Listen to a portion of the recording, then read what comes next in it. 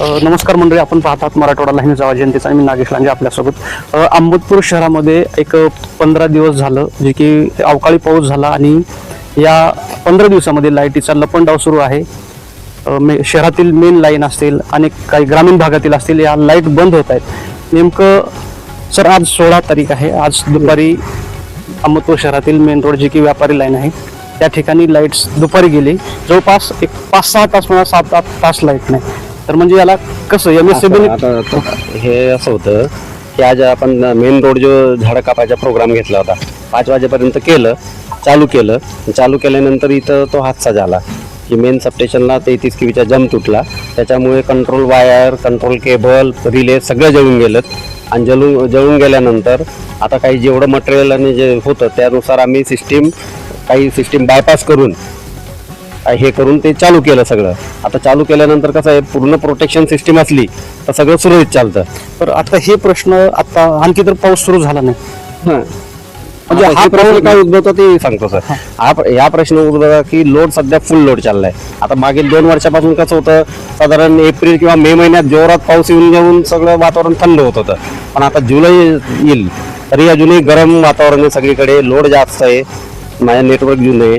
आणि दुसरी गोष्ट की ते इथं जमिनीला अर्थिंगच्या इश्यू आहेत. खडकाळ जमीन असल्यामुळे अर्थिंग भेटत नाही.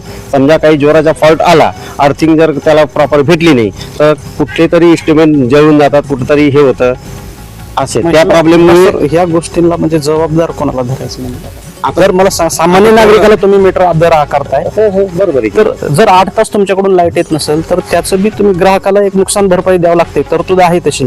त्याचा कुठं विचार करताय का? कोणी MSCB विचार करते का याचा? हो, आता बघा साहेब, त्याच्यात जे बिल आहेत, जे काही मीटर असेल त्यानुसारच बिल आहेत, तो काही विषय नाही. बरोबर आहे.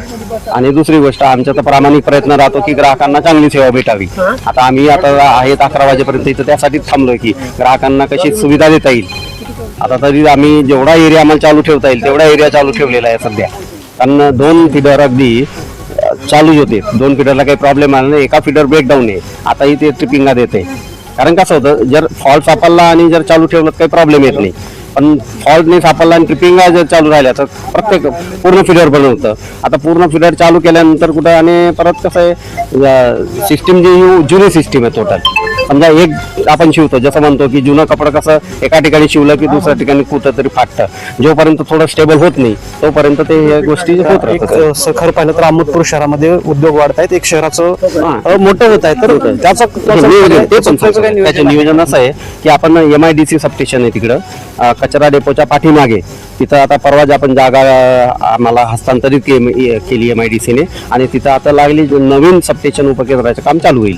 ते उपकेंद्राचं काम चालू झालं तर हा प्रॉब्लेम जवळपास सुटेल. कारण कसं आहे, शहर वाढतंय त्या बाजूला, माझे शहर राहिलं, सबस्टेशन राहिलं या बाजूला, त्यामुळे हा एक प्रॉब्लेम येतो. जर सेंट्रलाइज लोड असला तर थोडा आम्हालाही प्रॉब्लेम येत नाही आणि त्या दृष्टीने आपण MIDCला सबस्टेशनचं काम आता चालू होईल. पण सर सोलारच्या माध्यमातून पण मोठी आता लाईट उत्पन्न होते. पण ह्या परिस्थितीमध्ये आता खरं तर एवढा प्रॉब्लेम यायला नाही. सोलरचा विषय नाही. कारण लाईन तर माझ्या वायरीमधनच वाहणार आहे, सोलरची असो का कुठली असो, तार माझीच आहेत. आणि सोलर बसल्यामुळे काय झालं, सगळ्यांनी लोड वाढवलेत. आता सोलर बसल्यामुळे नॅचरल आहे, कोणी AC घेतलं कोणी, त्यामुळे माझा जो फीडर इथं 120 अँपियरला चालत होता, आज तो 210 अँपियरला चालू आहे आता सुद्धा. या ठिकाणी डिप्टी इंजिनियर पाटील साहेबांशी आपण या ठिकाणी चर्चा केलेली आहे. अहमदपूर शहरामध्ये वाढता लोड आणि पाऊस पडण्यासाठी दिरंगाई होत असल्यामुळे या समस्या उद्भवत आहे असं त्यांचं सांगणं आहे.